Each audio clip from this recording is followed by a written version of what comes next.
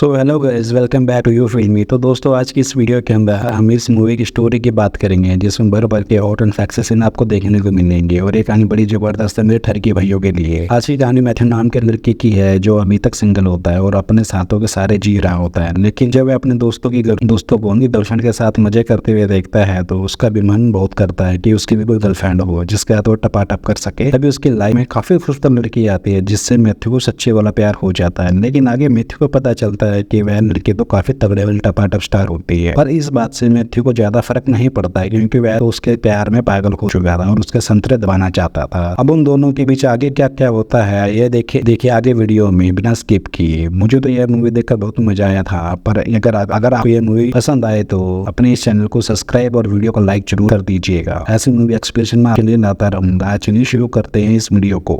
Movie की शुरुआत में हम मैथ्यू नाम के लड़के को देखते हैं जो पढ़ाई में बहुत ही ज्यादा होशियार होता है, लेकिन इतना होशियार होने के बावजूद भी वह इतना दंडू था कि कोई भी लड़की उसमें इंटरेस्ट नहीं लेती थी। मैथ्यू अपने कॉलेज लाइफ में बिल्कुल भी खुश नहीं था क्योंकि उसने ऐसा कुछ किया ही नहीं था जिसे वह बाद में याद कर रख सके। उसने अपनी पूरी जिंदगी में बस पढ़ाई में निकाल दी थी। इसलिए वह एक दिन मैथ्यू डिसाइड करता है कि आज से वह भी वो सब करेगा जो उसके साथ लोगों के जो उसके दोस्त अपने गर्लफ्रेंड के साथ कर रहे थे, जैसे लड़कियां पटाना और उनके साथ टपाटप करना। और इसी बीच मैथ्यू के घर के बगल में एक डैनियल नाम के और खूबसूरत लड़की रहने के लिए आती है। डैनियल इतनी खूबसूरत थी कि मैथ्यू से देखकर देखता ही रह जाता है। रात में मैथ्यू फोन पर बात कर रहा था, तभी उसकी नजर बाहर खिड़की पर जाती है जहाँ डैनियल अपने कपड़े बदल रही थी। यह देखकर मैथ्यू का छोटा ढूंढ जाग जाता है और वह भी चुप करके अपने संतरों को देखने लगता है। लेकिन डैनियल मैथ्यू को चुप कर देखते हुए देख लेती है कि वह सीधा उसके घर पहुंच जाती है। तभी नीचे से मैथ्यू की डैड की आवाज आती है जो कि मैथ्यू को नीचे बुला रहे होते हैं। यह सुनकर मैथ्यू की फटकार हाथ में आ जाती है और मैथ्यू डरते हुए नीचे जाता है। और तभी उसके डैड उसे कहते हैं कि डैनियल शहर में नहीं आई है और इसे यहाँ के बारे में कुछ नहीं पता, इसलिए तुम इसकी हेल्प करो और इसके साथ जाओ। और जब यह दोनों साथ में जा रहे होते हैं तो डैनियल मैथ्यू से पूछती है कि तुम्हें मेरे बिना कपड़ों के वाटरमेलन कैसे लगे, जिस पर मैथ्यू से कहता है कि वह वाटरमेलन नहीं संतरे थे। यह सुनकर डैनियल को बुरा लगा है और वह उससे कहती है कि चल अब तू अपने कपड़े उतार और मुझे अपना केला दिखा। डैनियल जबरदस्ती मैथ्यू के सारे कपड़े उतरवा देती है और जब वह पूरी तरह से न्यूड हो जाता है तो वह उसे कार से उतार कर कपड़े लेकर वहां से भाग जाती है। और जब मैथ्यू रोड पर बिना कपड़ों के जा रहा होता है तभी डैनियल वापस आती है, उसे गाड़ी में बैठा लेती है। उसके बाद वे दोनों एक रेस्टोरेंट में जाते हैं और वहां जाकर साथ में बैठकर काफी बातें भी करते हैं और कुछ ही टाइम में उनमें अच्छी दोस्ती भी हो जाती है। अगले दिन जब मैथ्यू कॉलेज में होता है तो डैनियल वहां पर आकर उसे क्लास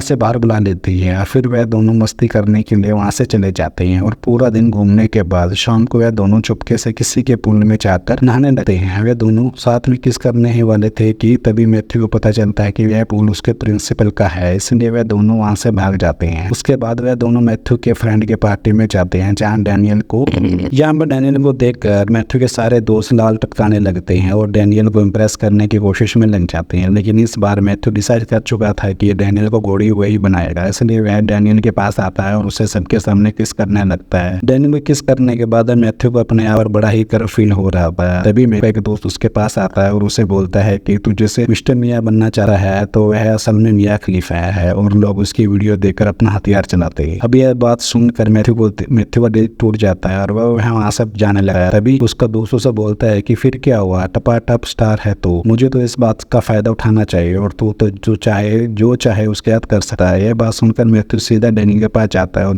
जो उसकी माँ के साथ बैठकर उसके बचपन की फोटो देख रही थी और उसमें उसका छोटा अकेला देखकर बहुत ही हंसी है। फिर मैथ्यू डैनियल से बोलता है कि आओ आज मैं अपना रॉकेट की सवारी करवाता हूँ और फिर वे दोनों साथ में ओयो में जाते हैं। यहाँ पहुंचकर मैथ्यू डैनियल को घोड़ी बनने को बोलता है। यह सुनकर डैनियल भी समझ गई थी कि मैं तो उसे घोड़ी बनाकर पहनना चाहता हूँ, इसलिए डैनियल मैथ्यू से नाराज हो जाती है और उसे कहती है कि तुम मुझे गलत समझ रहे हो, घोड़ी बनने का काम तो कब का छोड़ दिया है। फिर डैनियल उसे बताती है कि मैं पहले वो किसी के लिए भी घोड़ी बन जाती थी, अब मैं ऐसा कुछ भी नहीं करती। और ऐसा बोलकर वह गुस्से में वहां से चली जाती है। अगले दिन मैथ्यू डैनियल से माफी मांगने उसके घर जाता है, पर उसे वहाँ एक और आदमी मिलता है जिसका नाम कैली था। मैथ्यू कैली से पूछता है कि तुम डैनियल को कैसे जानती हो, तो कैली उसे बताता है कि डैनियल का प्रोड्यूसर हूँ, मैं एक एडल्ट मूवी प्रोड्यूसर करता हूँ और साथ ही में डैनियल का एक्स बॉयफ्रेंड हूँ। और अगले दिन जब मैथ्यू कहीं बाहर जा रहा था तो देखता है कि डैनियल कैली के साथ वापिस जा रही थी और मैथ्यू के पूछने पर वह कहती है कि मैं लॉस वेगास जा रही हूँ और शायद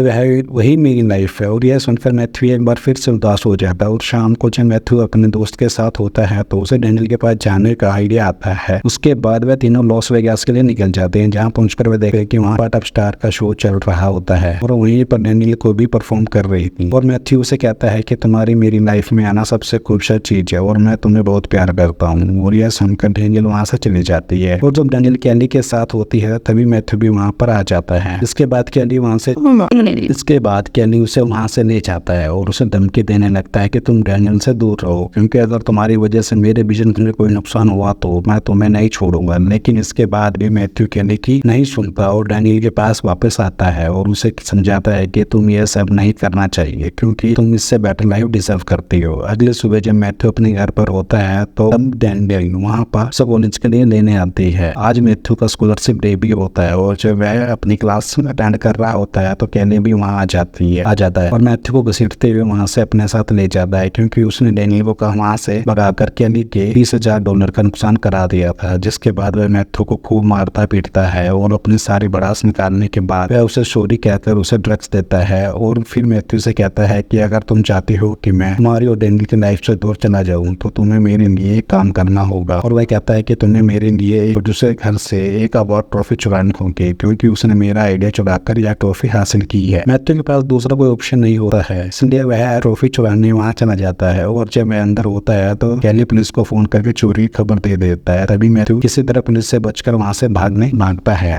और अपने दोस्त को फोन करके बुला लेता है। इसके बाद मैथ्यू पागलों जैसा बिहेव करने लग जाता है, जिसे देखकर डैनियल को पता लग जाता है कि कैली ने उसे ड्रग्स दिया है। कुछ देर बाद डैनियल और मैथ्यू स्कॉलरशिप डिनर पर पहुंच जाते हैं, जहाँ सब लोग उन्हें देखकर हैरान होते हैं। और वहाँ पहुंचने के बाद ही मैथ्यू अजीब सी हरकतें करने लगता है और डैनियल भी उसे देखकर यह सब एंजॉय कर रही होती है। सारे स्टूडेंट के स्पीच होने के बाद जब मैथ्यू का नंबर आता है तो वह वहाँ पर अपनी ओरिजिनल स्पीच के बदले अपनी और डैनियल की बातें करने लगता है, जिससे वहाँ के मौजूद लोग काफी खुश होते हैं। लेकिन मैथ्यू कंपटीशन हार जाता है और अगले दिन जब वह स्कॉलरशिप के 25,000 लेने जाता है तो वहाँ पर एक लेडी से बताती है कि तुम्हारे एडवाइजर पहले ही पैसे निकाल चुके हैं। और मैथ्यू को पता चल जाता है कि कैली का ही ये काम है। पूरी बात जानने के बाद वह लेडी मैथ्यू से कहती है कि अगर तुमने मंडे तक पैसे जमा नहीं किए तो मैं तुम्हें जेल भिजवा दूंगी। यह सुनकर मैथ्यू घबरा जाता है और सीधे डैनियल और अपने दोस्तों के पास जाता है। इसकी बात सुनने के बाद सभी लोग कैली को सबक सिखाने का प्लान बनाते हैं। उसके बाद मैथ्यू और डैनियल ह्यूगो नाम के आदमी के पास जाते हैं, जो कि कैली की तरह प्रोड्यूसर था। वहाँ मैथ्यू ह्यूगो को सारी बात